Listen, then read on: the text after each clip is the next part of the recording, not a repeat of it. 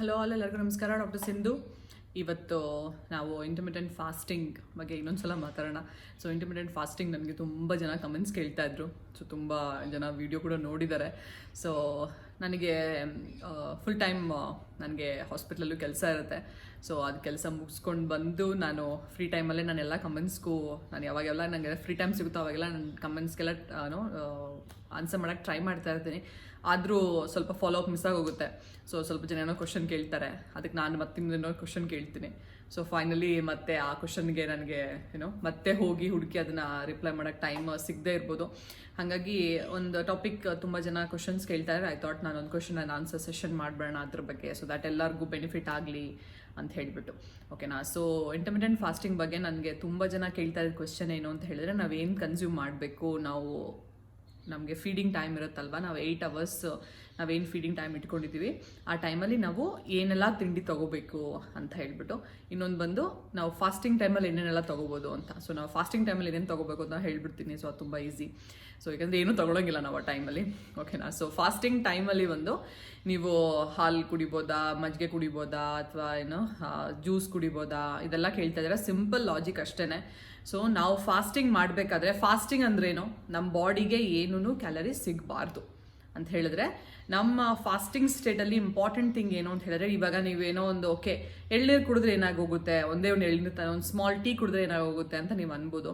But ನೀವು ಒಂದ್ಸಲ tea ಆ ಥರ ಏನಾರು ಕುಡಿದಾಗ ಅಲ್ಲಿಗೆ ಫಾಸ್ಟ್ ಬ್ರೇಕ್ ಆಗೋಗುತ್ತೆ. ಅಂತ ಹೇಳಿದ್ರೆ ನಿಮ್ಮ ಬಾಡಿ ಅದಕ್ಕೆ ರೆಸ್ಪಾಂಡ್ ಮಾಡಲೇಬೇಕು. ಅಂತ ಹೇಳಿದ್ರೆ ಈಗ ನಿಮ್ಮ ಬಾಡಿಗೆ ನೀವು ಏನೋ ಒಂದು ಫಾರ್ ಎಕ್ಸಾಂಪಲ್ ಎಳ್ನೀರೇ ಅಂತಲೇ ಇಟ್ಕೊಳ್ಳೋಣ.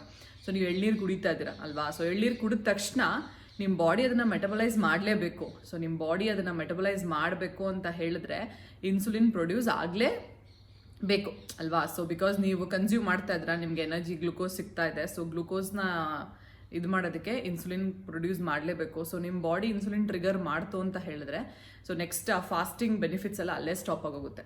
ಓಕೆನಾ. ಅದಕ್ಕೋಸ್ಕರ ಅಷ್ಟೇ ಹೇಳೋದು, ನೀವು ಶುಗರ್ ಅಥವಾ ಸಕ್ಕರೆಗೆ ಬದಲು ಬೆಲ್ಲ ತೊಗೊಂಡ್ರು ಅಷ್ಟೇ, ಬೆಲ್ಲಕ್ಕೆ ಬದಲು ಹನಿ ತೊಗೊಂಡ್ರು ಅಷ್ಟೇ, ಏನು ತೊಗೊಂಡ್ರು ಅಷ್ಟೇ. ಫಾರ್ ಎಕ್ಸಾಂಪಲ್ ಜಸ್ಟ್ ಹಾಲು ಕುಡಿದ್ರು ಅಷ್ಟೇ.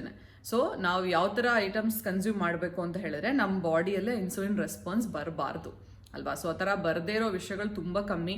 ಸೊ ನಿಮ್ಗೆ ಬೇಕು ಅಂತ ಹೇಳಿದ್ರೆ ನೀವು ವಾಟರ್ ನೀವು ಖಂಡಿತ ಕುಡಿಬೇಕು. ತುಂಬ ತುಂಬ ಇಂಪಾರ್ಟೆಂಟ್ ನೀರು ಕುಡಿಯೋದು. ನೀರು ನೆಕ್ಸ್ಟ್ ಬಂದು ನಿಮಗೆ black tea and black coffee without sugar, without milk. ಓಕೆನಾ. ಇದು ತೊಗೋಬೋದು, ಇಲ್ಲಾಂದರೆ ವಾಟರ್ ತೊಗೋಬೋದು. ಇಲ್ಲಾಂದರೆ ನಿಮಗೆ ತುಂಬ ಇದಾದರೆ ಒಂದೇ ಒಂದು ಸ್ಪೂನು ಲೆಮನ್ ತೊಗೋಬೋದು. ಆ ಲೆಮನ್ ಸ್ವಲ್ಪ ಜಾಸ್ತಿ ತೊಗೊಳಕ್ಕೆ ಹೋಗ್ಬೇಡಿ. ಒಂದೇ ಒಂದು ಸ್ಪೂನ್ ಲೆಮನ್ ವಿತ್ ವಾಟರ್ ನೀವು ಮಿಕ್ಸ್ ಮಾಡಿ ಅದು ಕೂಡ ತೊಗೋಬೋದು. ಓಕೆನಾ. ಸೊ ಆ್ಯಪಲ್ ಸೈಡರ್ ವಿನೆಗರ್ ನೀವೇನಾರ ಕನ್ಸ್ಯೂಮಿಂಗ್ ಅದ್ರ ಬಗ್ಗೆ ಗೊತ್ತಿದ್ರೆ ನಾನು ಅದ್ರ ಬಗ್ಗೆನೂ ಕೂಡ ಒಂದು ವಿಡಿಯೋ ಮಾಡಿದ್ದೀನಿ. ಸೊ ನೀವು ಅದು ನಿಮಗೆ ಪರಿಚಯ ಇದ್ದರೆ ನೀವು ಅದನ್ನು ತೊಗೋಬೋದು ಫಾಸ್ಟಿಂಗ್ ವಿಂಡೋದಲ್ಲಿ. ಓಕೆನಾ. ಇದು ಬಿಟ್ಟರೆ ಬೇರೆ ಇನ್ನೇನು ಕನ್ಸ್ಯೂಮ್ ಮಾಡೋಂಗಿಲ್ಲ. ಓಕೆನಾ. ಸೊ ಅದು ಅಷ್ಟೇ ಕ್ಲೀನ್ ಆ್ಯಂಡ್ ಕ್ಲಿಯರ್ ಅಲ್ಲೇ ಇಷ್ಟು. ಮತ್ತು ಬೇರೆ ಇನ್ನೇನು ಡೌಟ್ಸೇ ಬೇಡ ನಿಮಗೆ. ಬೇರೆ ಇನ್ನೇನು ತೊಗೊಂಡ್ರು ನಿಮ್ಮ ಬಾಡಿ ಬಂದು ಇಟ್ ವಿಲ್ ಡೆಫಿನೆಟ್ಲಿ ಸ್ಟಿಮ್ಯುಲೇಷನ್ ಆಗೇ ಆಗುತ್ತೆ ಇನ್ಸುಲಿನ್ ಪ್ರೊಡ್ಯೂಸ್ ಮಾಡೋದಕ್ಕೆ. ಅದೇ ಬೇಸಿಕ್ ರೂಲ್ ಅಷ್ಟೇನಾ. ಓಕೆನಾ. ಸೊ ಅದು ನೀವು ಏನು ತೊಗೋಬೇಕು ಫಾಸ್ಟಿಂಗ್ ಟೈಮಲ್ಲಿ ಅಂತ. ಸೊ ನೆಕ್ಸ್ಟ್ ಬಂದು ಫೀಡಿಂಗ್ ಟೈಮಲ್ಲಿ ನಾವೇನು ತೊಗೋಬೇಕು ಅಂದರೆ, ನಾವು ತಿನ್ನೋ ಟೈಮ್ ವಿಂಡೋ ಗ್ಯಾಪ್ ಇದೆ ಅಲ್ವಾ, 8 hours, ಅದ್ರಲ್ಲಿ ನಾವೇನೇನು ಕನ್ಸ್ಯೂಮ್ ಮಾಡ್ಬೋದು ಅಂತ ತುಂಬ ಜನ ಕೇಳ್ತಾಯಿದ್ರು. ಸೊ ಆ ಟೈಮಲ್ಲಿ ನಾನು ಏನು ಬೇಕಾದ್ರೂ ತೊಗೋಬೋದು ಅಂತ ಹೇಳ್ತೀರಾ. ಸ್ವಲ್ಪ ಜನ ಕೇಳ್ತಾರೆ ಏನು ಬೇಕಾದ್ರೂ ತೊಗೋಬೋದಾ ಅಂತ. ಸೊ ನೀವು 16 ಗಂಟೆ ಫಾಸ್ಟಿಂಗ್ ಮಾಡಿಬಿಟ್ಟು 8 ಗಂಟೆ ಸಿಗಾಬಿಟ್ಟೆ ಏನು ಬೇಕಾದ್ರೂ ತಿಂದರೆ ಅದ್ರ ಬೆನಿಫಿಟ್ಸ್ ಎಲ್ಲ ಅಲ್ಲೇ ಹೊಟ್ಟೋಗ್ಬಿಡುತ್ತೆ. ಸೊ ನಮ್ಮ ಓವರಾಲ್ ಇದು ಐಡಿಯಾ ಬಂದು ನಾವು ವೆಯ್ಟ್ ರೆಡ್ಯೂಸ್ ಮಾಡಬೇಕು, ಒಂದು ಹೆಲ್ದಿ ಲೈಫ್ ಸ್ಟೈಲ್ ನಾವು ಅಳವಡಿಸ್ಕೋಬೇಕು ಅಂತ ಅಲ್ವಾ. ಸೊ ಹೆಲ್ದಿ ಲೈಫ್ ಸ್ಟೈಲಲ್ಲಿ ನಿಮಗೆ ಜಂಕ್, ಸ್ವೀಟು, ಶುಗರ್ ಇದೆಲ್ಲ ಜಾಸ್ತಿ ತೊಗೊಳ್ತಾನೆ ಇದ್ರೆ ಅದು ಹೆಂಗೆ ಹೆಲ್ದಿ ಆಗುತ್ತೆ ಅದು ಅಲ್ವಾ. ಸೊ ಬೇಸಿಕ್ ಕಾನ್ಸೆಪ್ಟಲ್ಲಿ ಹೋಗೋಗುತ್ತೆ. ಸೊ ನಾವು ಇದನ್ನು ಮಾಡಬೇಕಾದ್ರೆ ಏನು ಬೇಕಾದ್ರೂ ತೊಗೋಬೋದು ಅಂತ ಹೇಳಿದ್ರೆ, ನೀವೇನು ಒಂದು ನನ್ನ ಉದ್ದೇಶ ಏನಿದ್ದು ಅಂತ ಹೇಳಿದ್ರೆ, ನೀವು ಒಂದು ಒಂದು ಸ್ಪೆಷಲ್ ಡಯಟ್ ಮಾಡಬೇಕು, ಈ ಥರದ್ದೇ ತಿಂಡಿ ತೊಗೋಬೇಕು, ಈ ಥರನೇ ಪ್ಲ್ಯಾನ್ ಮಾಡ್ಕೊಂಡಿದ್ದೇ ತಿನ್ನಬೇಕು ಅಂತ ಏನಿಲ್ಲ. ಸೊ ನಿಮ್ಮ ಮನೆಯಲ್ಲಿ ಏನು ಸಿಗುತ್ತೋ ಅದನ್ನು ತೊಗೋಬೋದು. ನೀವು ಅನ್ನ ತಿಂತಿದ್ರೋ, ನಾರ್ಮಲಾಗಿ ಚಪಾತಿ, ರೋಟಿ ಏನು ತಿಂತಿದ್ರೋ ಅದನ್ನು ನೀವು ಮನೇಲಿ ಏನು ಸಿಗುತ್ತೋ ಅದನ್ನು ತಿನ್ಬೋದು. ಓಕೆನಾ. So once in a while it's okay. Once in a while ನಿಮಗೆ ಪಿಜ್ಜಾ ಇಷ್ಟನೋ, ಬರ್ಗರ್ ಇಷ್ಟನೋ, ಸ್ವೀಟ್ಸ್ ಏನಾದರೂ ಇಷ್ಟನೋ, ಒನ್ಸ್ ಇನ್ ಅ ವೈಲ್ ನೀವು ತೊಗೋಬೋದು. ಅದನ್ನ ಬಿಟ್ಬಿಟ್ಟು ನಾವು 16 hours ಫಾಸ್ಟಿಂಗ್ ಮಾಡಿದ್ದೀವಿ, ಸೊ 8 ಗಂಟೆ ನಾನು ಬರೀ ಇದು ಸ್ವೀಟ್ಸೇ ತಿಂತೀನಿ, ಬರೀ ಈ ಥರ ಜಂಕ್ಸೇ ತಿಂತೀನಿ, ಬಜ್ಜಿ ಬೋಂಡ ಈ ಥರದ್ದೆಲ್ಲ ತಿನ್ಕೊಂಡಿರ್ತೀನಿ ಅಂತ ಹೇಳಿದ್ರೆ ಅದು ಅಫ್ಕೋರ್ಸ್ ನಿಮಗೆ ಅದು ಬೆನಿಫಿಟ್ಸ್ ಏನೂ ಸಿಗಲ್ಲ. ಓಕೆನಾ. ಸೊ ಇನ್ ಮಾಡರೇಷನ್ ತಿನ್ನಬೇಕು. ನಮಗೆ ಆ 8 hours ರೆಸ್ಟ್ರಿಕ್ಟ್ ಮಾಡೋದು ಯಾಕೆ ಅಂತ ಹೇಳಿದ್ರೆ 8 ಗಂಟೆ ನಾವು ಥ್ರೂ ಔಟ್ ದ ಡೇ ತಿನ್ನೋದನ್ನ 8 ಗಂಟೆಗೆ ರೆಸ್ಟ್ರಿಕ್ಟ್ ಮಾಡಿದ್ರೆ ಅಟ್ಲೀಸ್ಟ್ ನಾವು ತಿನ್ನೋದು ವಾಲ್ಯೂಮ್ ಸ್ವಲ್ಪ ಕಡಿಮೆ ಆಗುತ್ತೆ ಅಲ್ವಾ. ಸೊ ಯಾರಿಗೂ ಜಸ್ಟ್ ಬಿಕಾಸ್ ನೀವು 16 hours ಫಾಸ್ಟಿಂಗ್ ಮಾಡ್ತೀರಂತ ತಿನ್ನೋಕೆ ಶುರು ಮಾಡಿದ ತಕ್ಷಣ ನಿಮಗೆ ತುಂಬ ಜಾಸ್ತಿ ಏನು ತಿನ್ನೋಕ್ಕಾಗಲ್ಲ ಅಲ್ವಾ. ಸೊ ನಿಮ್ಗೆ ಎಷ್ಟು ತಿನ್ನೋಕ್ಕಾಗುತ್ತೋ ಅಷ್ಟೇ ತಿನ್ನಿ, ತುಂಬ ಜಾಸ್ತಿ ಏನು ಫೋರ್ಸ್ ಮಾಡೋಕ್ಕೂ ಹೋಗ್ಬೇಡಿ. ಆ 8 hours ನೀವೇನೇನು ಊಟ ಮಾಡ್ತೀರೋ ಅದರಲ್ಲಿ ಖಂಡಿತ 2 ಫ್ರೂಟ್ಸ್ ಇರಲೇಬೇಕು. ಓಕೆನಾ. ಯಾವುದಾದ್ರೂ ಫ್ರೂಟ್ಸ್, ಸೀಸನಲ್ ಫ್ರೂಟ್ಸು, ನೀವೇನು ಹೋಗಿ ತುಂಬ ಎಕ್ಸಾಟಿಕ್ ಫ್ರೂಟ್ಸ್, ತುಂಬ ಕಾಸ್ಟ್ಲಿ ಫ್ರೂಟ್ಸ್ ತೊಗೊಳ್ಳಿ ಅಂತ ನಾನೇನು ಹೇಳ್ತಲ್ಲ. ನಿಮ್ಮ ಊರಲ್ಲಿ ನಿಮ್ಮ ಲೋಕಲ್ ಮಾರ್ಕೆಟಲ್ಲಿ ಆ ಸೀಸನಲ್ಲಿ ಏನು ಸಿಗುತ್ತೋ ಫ್ರೂಟ್ಸು ಅದನ್ನು ಕನ್ಸ್ಯೂಮ್ ಮಾಡಿ. ಬಾಳೆಹಣ್ಣು, ಏನೋ ಮ್ಯಾಂಗೋ ಇರ್ಬೋದು, ಬಾಳೆಹಣ್ಣು ಇರ್ಬೋದು, ಗ್ರೇಪ್ಸ್ ಇರ್ಬೋದು, ಆ್ಯಪಲ್ ಇರ್ಬೋದು, ಆರೆಂಜ್ ಇರ್ಬೋದು, ಏನು ಬೇಕಾದರೂ ಓಕೆನೆ. ಯಾವ ಫ್ರೂಟನ್ನು ಕೂಡ ಇಟ್ಸ್ ಅ ನೇಚರ್ಸ್ ಕ್ಯಾಂಡಿ ಅಂತ ಹೇಳ್ತಾರೆ. ಓಕೆ, ನಿಮ್ಗೆ ಸ್ವೀಟ್ಸ್ ಇಷ್ಟನಾ, ಸೊ ಒಂದು ಚಾಕ್ಲೇಟ್ ತಿನ್ನೋದು ಬದಲು ಒಂದು ಬನಾನಾ ತೊಗೊಳ್ತೀನಿ, ಅದರಲ್ಲಿರೋ ಬೆನಿಫಿಟ್ಸ್ ತುಂಬ ಜಾಸ್ತಿ ಅದಕ್ಕಿಂತ.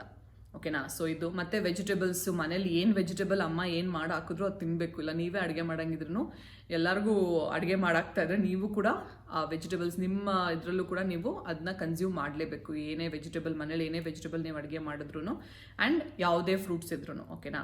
ಮತ್ತು ಮೇಕ್ ಶ್ಯೂರ್ ನೀವೇನಾದ್ರು ನಾನ್ ವೆಜ್ ಏನಾದ್ರು ತಿನ್ನಂಗಿದ್ರೆ ನೀವೆಲ್ಲರೂ, ಸೊ ಡೆಫಿನೆಟ್ಲಿ ಎಗ್ ತಗೊಳ್ಳಿ, ಎವ್ರಿ ಡೇ ಬಾಯ್ಲ್ಡ್ ಎಗ್. ಮತ್ತು ಯೂಶ್ವಲಿ ನಾನು ಫಸ್ಟ್ 16 hours ಫಾಸ್ಟಿಂಗ್ ಆದಮೇಲೆ ನಾವು ಫಸ್ಟ್ ಮೀಲ್ ತಗೋಬೇಕಾದ್ರೆ, ಸೊ ಯೂಶ್ವಲಿ ಆ ಪ್ರೋಟೀನಿಂದ ಆ ಮೀಲ್ನ ಬ್ರೇಕ್ ಮಾಡೋದು, ಫಾಸ್ಟ್ನ ಬ್ರೇಕ್ ಮಾಡೋದು ತುಂಬ ಇಂಪಾರ್ಟೆಂಟ್ ಆಗುತ್ತೆ. ಓಕೆನಾ. ಬಿಕಾಸ್ 16 hours ನಿಮ್ಮ ಬಾಡಿ ಫಾಸ್ಟಿಂಗ್ ಸ್ಟೇಟಲ್ಲಿರುತ್ತೆ. ಸಡನ್ನಾಗಿ ನೀವು ಬಂದು ಸಡನ್ನಾಗಿ ಏನಾದ್ರು ಅನ್ಹೆಲ್ದಿಯಾಗಿ ಏನೋ ತಗೊಳಕ್ಕೆ ಹೋಗ್ಬೇಡಿ. ಆ ಟೈಮ್ ತುಂಬ ಇಂಪಾರ್ಟೆಂಟ್ ಇರುತ್ತೆ. ಸೊ ನಿಮ್ಮ ಬಾಡಿ ನ್ಯೂಟ್ರಿಷನ್ ಬೇಕು ಅಂತ ಕಾಯ್ತಾ ಇರುತ್ತೆ.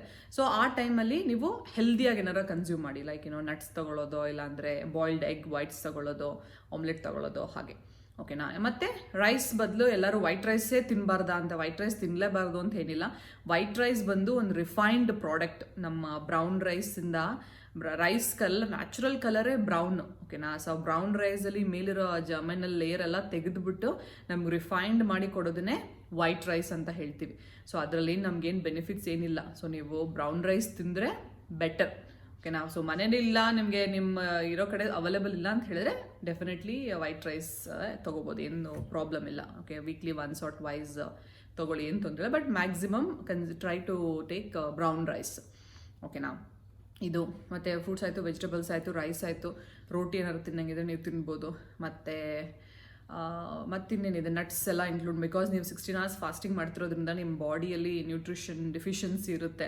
ಸೊ ಅದನ್ನೆಲ್ಲ ನೀವು 8 hours ಕಂಪನ್ಸೇಟ್ ಮಾಡಬೇಕು. ಸೊ ಹೆಲ್ದಿ ಫುಡ್ಸ್ ತೊಗೊಂಡು ಅದನ್ನು ಕಂಪನ್ಸೇಟ್ ಮಾಡಿ. ಓಕೆನಾ. ಸೊ ನಟ್ಸ್, ಈ ಥರ ವಾಲ್ನಟ್ಸು, ಆಲ್ಮಂಡ್ಸು, ಏನು ನಟ್ಸ್ ಸಿಗುತ್ತೋ ಅದು ತೊಗೊಳ್ಳೋದು. ನ್ಯಾಚುರಲ್ ಆಗಿ ಸಿಗೋ ಸ್ವೀಟ್ಸ್ ತೊಗೊಳ್ಳಿ, ಲೈಕ್ ಡೇಟ್ಸ್ ಇರ್ಬೋದು, ಅಥವಾ ಫ್ರೂಟ್ಸ್ ಇರ್ಬೋದು, ಸ್ಟ್ರಾಬೆರೀಸ್, ಬ್ಲೂಬೆರೀಸ್, ಆ ಥರ ನಿಮ್ಗೆ ನಿಮ್ಮ ಮಾರ್ಕೆಟಲ್ಲಿ ನಿಮ್ಗೆ ಯಾವ್ದು ಅಕ್ಸೆಸಿಬಿಲಿಟಿ ಜಾಸ್ತಿ ಇದೆಯೋ ಅದನ್ನು ತೊಗೊಂಡ್ರೆ ನಿಮಗೆ ತುಂಬ ತುಂಬ ಬೆನಿಫಿಟ್ಸ್ ಸಿಗುತ್ತೆ ಅದರಿಂದ. ಓಕೆನಾ. ಸೊ ಇಂಟರ್ಮಿಡಿಯೆಂಟ್ ಫಾಸ್ಟಿಂಗ್ ಮಾಡೋದು ಇಂಪಾರ್ಟೆಂಟ್ ಅಲ್ಲ, ಅದನ್ನು ಕರೆಕ್ಟಾಗಿ ಮಾಡೋದು ಕೂಡ ತುಂಬ ತುಂಬ ಇಂಪಾರ್ಟೆಂಟ್ ಆಗುತ್ತೆ. ಓಕೆನಾ. ಸೊ ನೆಕ್ಸ್ಟ್ ಬಂದು ವಾಟರ್ ತುಂಬ ಇಂಪಾರ್ಟೆಂಟು. ಒಂದು ದಿನದಲ್ಲಿ ನೀವು ಅಟ್ಲೀಸ್ಟ್ 3 to 4 liters ವಾಟರ್ ಕುಡಿಲೇಬೇಕು. ಸೊ ನೀವು ಮಾರ್ನಿಂಗ್ ಎದ್ದ ತಕ್ಷಣ ನಿಮಗೆ ಆ ಹಂಗರ್ ಸಪ್ರೆಸ್ ಮಾಡೋಕ್ಕಾಗ್ತಿಲ್ಲ ಅಂತ ಹೇಳಿದ್ರೆ ಮಾರ್ನಿಂಗ್ ಎದ್ದ ತಕ್ಷಣ ಒಂದು ಅರ್ಧ ಲೀಟರ್ ನೀರು ಕುಡೀರಿ. ಓಕೆನಾ. ಎದ್ದ ತಕ್ಷಣ ಬಿಫೋರ್ ಬ್ರಷಿಂಗ್ ಯೋರ್ ಟೀತ್, ಅದು ತುಂಬ ಹೆಲ್ತ್ ಬೆನಿಫಿಟ್ಸ್ ಇದೆ. ಯಾಕೆಂದರೆ ಥ್ರೂ ಔಟ್ ದ ನೈಟ್ ನಮ್ಮ ಬಾಯಲ್ಲಿ ತುಂಬ ಹೆಲ್ದಿ ಬ್ಯಾಕ್ಟೀರಿಯಲ್ ಎನ್ಸೈಮ್ಸು ಪ್ರೊಡ್ಯೂಸ್ ಆಗುತ್ತೆ. ಸೊ ಬೆಳಗ್ಗೆ ಎದ್ದ ತಕ್ಷಣ ಬಾತ್ರೂಮ್ಗೆ ಹೋಗಿ ಬ್ರಷ್ ಮಾಡೋಕ್ಕೂ ಮುಂಚೆ ಡ್ರಿಂಕ್ ವಾಟರ್. ಓಕೆನಾ. ಸೊ ಬೆಟರ್ ಕಾಪರ್ ವೆಸಲಲ್ಲಿ ನೀರನ್ನ ಕುಡಿಯೋದು. ಯಾಕೆಂದರೆ ಕಾಪರಲ್ಲಿ ಸ್ವಲ್ಪ ಕಾಪರ್ ಎಲ್ಲ ನಮ್ಮ ನೀರಲ್ಲಿ ಇರೋ ಸ್ಟೋರ್ಡ್ ವಾಟರಲ್ಲಿರೋ ಬ್ಯಾಕ್ಟೀರಿಯಾನೆಲ್ಲ ಕಿಲ್ ಮಾಡೋ ಕೆಪಾಸಿಟಿ ಇರುತ್ತೆ ಆ ಕಾಪರ್ಗೆ. So copper vessel preferably. ಮತ್ತು ಬೆಳಿಗ್ಗೆ ಎದ್ದ ತಕ್ಷಣ ಬಿಫೋರ್ ಬ್ರಷಿಂಗ್ ಯೋರ್ ಟೀತ್ ಒಂದು ಅರ್ಧ ಲೀಟರ್ ನೀರು ಕುಡೀರಿ. ಅದರಿಂದ ಸಿಗೋ ಬೆನಿಫಿಟ್ಸ್ ಎನಾರ್ಮಸ್. ಇದು ನೀವು ಅಂದರೆ ಅದರ ತುಂಬ ಬೆನಿಫಿಟ್ಸ್ ಇದೆ ಅದರಿಂದ. ಓಕೆನಾ. ಸೊ ಇದೆಲ್ಲ ತುಂಬ ಚಿಕ್ಕ ವಿಷಯಗಳು, ಬಟ್ ಇದನ್ನು ನಮ್ಮ ಲೈಫಲ್ಲಿ ಇನ್ಕ್ಲೂಡ್ ಮಾಡಿಕೊಂಡ್ರೆ ನಮಗೆ ತುಂಬ ಹೆಲ್ತ್ ಬೆನಿಫಿಟ್ಸ್ ಸಿಗುತ್ತೆ. ಓಕೆನಾ. So I guess intermittent fasting ಬಗ್ಗೆ ತುಂಬ ಜನ ಕೇಳ್ತಾ ಇದ್ದಿದ್ದು ಇದೆ. ಮತ್ತು ಇನ್ನೊಂದು, ನಾವು ಪ್ರೆಗ್ನೆನ್ಸಿಗೆ ಟ್ರೈ ಮಾಡ್ತಾ ಇದ್ದೀವಿ, ನಾವು ಡಯಾಬಿಟೀಸ್ ಇದೆ, ನಮಗೆ ಥೈರಾಯ್ಡ್ ಇದೆ, ಸೊ ಇದೆಲ್ಲ ಪ್ರಾಬ್ಲಮ್ಸ್ ಇದೆ, ನಾವು ಇಂಟರ್ಮಿಟೆಂಟ್ ಫಾಸ್ಟಿಂಗ್ ಮಾಡ್ಬೋದಾ ಅಂತ ಕೇಳ್ತಾ ಇದ್ರು. ಸೊ ಡಯಾಬಿಟೀಸ್ ಇರೋರು, ಆನ್ ಮೆಡಿಕೇಷನ್ಸ್ ತೊಗೊಳ್ತಾ ಇರೋರು ಇದನ್ನು ಮಾಡೋಕ್ಕೆ ಆಗಲ್ಲ, ಪ್ರಾಕ್ಟಿಕಲಿ ಮಾಡೋಕ್ಕೆ ಆಗಲ್ಲ. ಯಾಕೆಂದರೆ ಡಯಾಬಿಟೀಸ್ ಇರೋರಿಗೆ ಟೈಮ್ ಕರೆಕ್ಟಾಗಿ ಊಟ ಮಾಡೋದು ತುಂಬ ಇಂಪಾರ್ಟೆಂಟು, ಟೈಮ್ ಕರೆಕ್ಟಾಗಿ ಮೆಡಿಸಿನ್ಸ್ ತೊಗೊಳೋದು ತುಂಬ ಇಂಪಾರ್ಟೆಂಟು. ನಿಮಗೆ ಇದು ಮಾಡಲಿಕ್ಕೆ ಏನೋ ಕಷ್ಟ, ಇದು ಮಾಡ್ಲಿಕ್ಕೆ ಕಷ್ಟ ಅಂತಲ್ಲ, ಮಾಡಬಾರ್ದು ನೀವು. ಇಟ್ ಇಸ್ ನಿಮ್ಮ medically it is not advisable for diabetic patients. ಓಕೆನಾ. ಸೊ ಪ್ರೆಗ್ನೆನ್ಸಿಗೆ ಟ್ರೈ ಮಾಡ್ತಾ ಇರೋರು ಇದನ್ನು ಮಾಡ್ಬೋದಾ, ಪಾಲಿಸಿಸ್ಟಿಕ್ ಓವರೀಸ್ ಇದನ್ನು ಟ್ರೈ ಮಾಡ್ಬೋದು, ಪ್ರಾಬ್ಲಮ್ ಏನಿಲ್ಲ. ಸೊ ನಿಮಗೆ ರೆಗ್ಯುಲರ್ ಪೀರಿಯಡ್ಸ್ ಇದ್ದರೆ ಇದನ್ನು ಟ್ರೈ ಮಾಡಿದ್ರೆ ಸ್ವಲ್ಪ ಜನಕ್ಕೆ ಪೀರಿಯಡ್ಸ್ ಇರ್ರೆಗ್ಯುಲರ್ ಚಾನ್ಸಸ್ಸು ಇರುತ್ತೆ. ಯಾಕೆಂತ ಹೇಳಿದ್ರೆ ಇಂಟರ್ಮಿಟೆಂಟ್ ಫಾಸ್ಟಿಂಗಲ್ಲಿ ನಿಮ್ಮ ಬಾಡಿ ಮೆಟಬಾಲಿಸಮ್ ತುಂಬ ಜಾಸ್ತಿ ಇನ್ಕ್ರೀಸ್ ಆಗಿರೋದ್ರಿಂದ ಸ್ವಲ್ಪ ಮಟ್ಟಿಗೆ ಲೈಕ್ ತುಂಬ ಚೆನ್ನಾಗಿ ಅಥ್ಲೀಟ್ಸ್ ಎಲ್ಲ ಇರ್ತಾರೆ, ಅವ್ರಿಗೆಲ್ಲರಿಗೂ ಇರ್ರೆಗ್ಯುಲರ್ ಪೀರಿಯಡ್ಸ್ ಇರುತ್ತಲ್ವ, ಹಾಗೆ. ಸೊ ನಾವು ಇಂಟರ್ಮಿಟೆಂಟ್ ಫಾಸ್ಟಿಂಗ್ ಮಾಡಬೇಕಾದ್ರೆ ನಿಮ್ಮ ಪೀರಿಯಡ್ಸ್ ರೆಗ್ಯುಲರ್ ಇರೋರು ಸ್ವಲ್ಪ ನಿಮ್ಗೆ ಏರುಪೇರು ಕಾಣಿಸ್ಕೋಬೋದು ಆಲ್ರೆಡಿ ಇಂಟರ್ಮಿಟೆಂಟ್ ಫಾಸ್ಟಿಂಗ್ ಮಾಡಿದ್ರೆ. ಸೊ ಅದಕ್ಕೆ ಸ್ವಲ್ಪ ಜನ ಹೇಳ್ತಾರೆ you should not do it. ನಿಮ್ಗೆ ಏನಾರ ಪ್ರೆಗ್ನೆನ್ಸಿ ಪ್ಲ್ಯಾನ್ ಮಾಡ್ತಾ ಇದ್ರೆ ನೀವು ಇದನ್ನು ಮಾಡಬಾರ್ದು. ಯಾಕೆಂದರೆ ಪ್ರೆಗ್ನೆನ್ಸಿ ಪ್ಲ್ಯಾನ್ ಮಾಡಬೇಕಾದ್ರೆ ನಮಗೆ ಒಳ್ಳೆ ನ್ಯೂಟ್ರಿಷನ್ ತೊಗೊಳ್ಳೋದು ತುಂಬ ಮುಖ್ಯ ಆಗುತ್ತೆ. ಓಕೆನಾ. ಸೊ ನಾವು ವೆಯ್ಟ್ ಲಾಸ್ ಮಾಡಬೇಕು ಅಂತ ಅಂದ್ಕೊಂಡು ಎಲ್ಲ ಸೊಲ್ಯೂಷನ್ಗೂ ನಮಗೆ ನಾವು ಕಷ್ಟಪಡ್ದೇನೆ ನಮಗೆ ಸೊಲ್ಯೂಷನ್ ಸಿಗಬೇಕು ಅಂದರೆ ಕಷ್ಟ ಆಗುತ್ತೆ ಅಲ್ವಾ. ಸೊ ನೀವು ಪ್ರೆಗ್ನೆನ್ಸಿಗೆ ಟ್ರೈ ಮಾಡ್ತಾ ಇದ್ರೆ ನೀವು ಹೆಲ್ದಿ ಡಯಟ್ ಫಾಲೋ ಮಾಡಿ, ನೀವು ಎಕ್ಸಸೈಸ್ ಮಾಡಿ. ಓಕೆನಾ. ಎಕ್ಸಸೈಸ್ ಮಾಡೋದ್ರಿಂದ ನಿಮ್ಗೆ ಏನೂ ತೊಂದರೆ ಆಗಲ್ಲ. ಓಕೆನಾ. ಎಕ್ಸಸೈಸ್ ನೀವು ಪ್ರೆಗ್ನೆನ್ಸಿ ಮಾಡ್ತಾ ಇದ್ರೆ ಆ ತಿಂಗಳಲ್ಲಿ ನೀವು ಪ್ರೆಗ್ನೆಂಟ್ ಆಗಂಗಿದ್ರೂ ನೀವು ಎಷ್ಟೇ ಎಕ್ಸಸೈಸ್ ಮಾಡಿದ್ರೂ ಏನೂ ಆಗಲ್ಲ. ಓಕೆನಾ.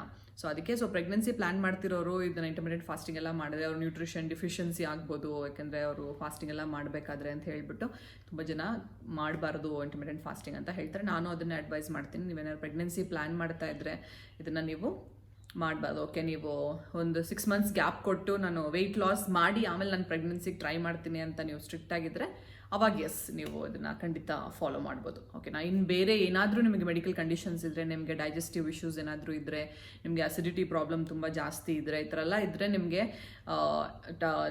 ತುಂಬ ಜಾಸ್ತಿ ಗ್ಯಾಪ್ ಕೊಟ್ಟರೆ ನಿಮಗೆ ಅಸಿಡಿಟಿಯಿಂದ ನಿಮಗೆ ಜಾಸ್ತಿ ಪ್ರಾಬ್ಲಮ್ ಆಗ್ಬೋದು. ಸೊ ನಾರ್ಮಲ್ ಆಗಿರೋರಿಗೆ ಇದೇನೂ ಆಗಲ್ಲ. ಇಫ್ ಇನ್ಹೆರೆಂಟ್ ನಿಮಗೆ ಗ್ಯಾಸ್ಟ್ರೈಟಿಸ್ ಥರ ತುಂಬ ಜಾಸ್ತಿ ಏನಾದರೂ ಪ್ರಾಬ್ಲಮ್ ಇದ್ದರೆ ಇದರಿಂದ ನಿಮಗೆ ಪ್ರಾಬ್ಲಮ್ ಆಗ್ಬೋದು. ನೀವು ನಿಮ್ಮ ಗ್ಯಾಸ್ಟ್ರೋಎಂಟ್ರಾಲಜಿಸ್ಟ್ ಅಂದರೆ ನಿಮ್ಮ ಡಾಕ್ಟರ್ನ ಕನ್ಸಲ್ಟ್ ಮಾಡಿ, ಅವರು ಮಾಡಬೇಡಿ ಅಂತ ಹೇಳಿದ್ರೆ ನೀವು ಜಸ್ಟ್ ಅವ್ರ ಅಡ್ವೈಸ್ ತಗೊಳ್ಳಿ ಅಷ್ಟೇ.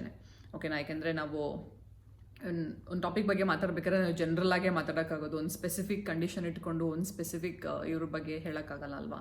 ಸೊ ಹಾಗಾಗಿ ನಾನು ಯಾವುದೇ ವಿಷಯ ಇದ್ರೂ ಫಸ್ಟು ನಿಮ್ಮ ಪರ್ಸ್ನಲ್ ನೀವು ರೊಟೀನಾಗಿ ಯಾವ ಡಾಕ್ಟರ್ ಕನ್ಸಲ್ಟ್ ಮಾಡ್ತೀರೋ ಅವ್ರನ್ನ ಕನ್ಸಲ್ಟ್ ಮಾಡಿಕೊಂಡು ಅವ್ರ ಅಡ್ವೈಸ್ ತಗೊಂಡು ಮಾಡೋದು ಬೆಟರ್. ಓಕೆನಾ. ಸೊ ಐ ಗೆಸ್ ಅಷ್ಟೇ ಅನಿಸುತ್ತೆ ಇಂಟರ್ಮಿಟೆಂಟ್ ಫಾಸ್ಟಿಂಗ್ ಬಗ್ಗೆ. ನಾನು ಎಲ್ಲರಿಗೂ ಆಲ್ಮೋಸ್ಟ್ ಎಲ್ಲರಿಗೂ ನಾನು ಕಮೆಂಟ್ಸ್ಗೆ ರಿಪ್ಲೈ ಮಾಡಿದ್ದೀನಿ. ಸೊ ಮತ್ತೆ ಇನ್ನೊಂದು ಸಲ ಇನ್ನೊಂದು Q&A ಸೆಷನ್ ಜೊತೆ ಸಿಗೋಣ. ಓಕೆನಾ. Till then take care. ನಿಮಗೆ ನನ್ನ ಚಾನಲ್ ಇಷ್ಟ ಆಗಿದ್ರೆ ಸಬ್ಸ್ಕ್ರೈಬ್ ಮಾಡಿ. ಮತ್ತು ಇನ್ನೂ ತುಂಬ ವೀಡಿಯೋಸ್ ಕೊರೋನಾ ಹೆಲ್ತ್ ಬಗ್ಗೆ ಮತ್ತು ವೆಯ್ಟ್ ಲಾಸ್ ಬಗ್ಗೆ and everything. Till then take care and bye bye.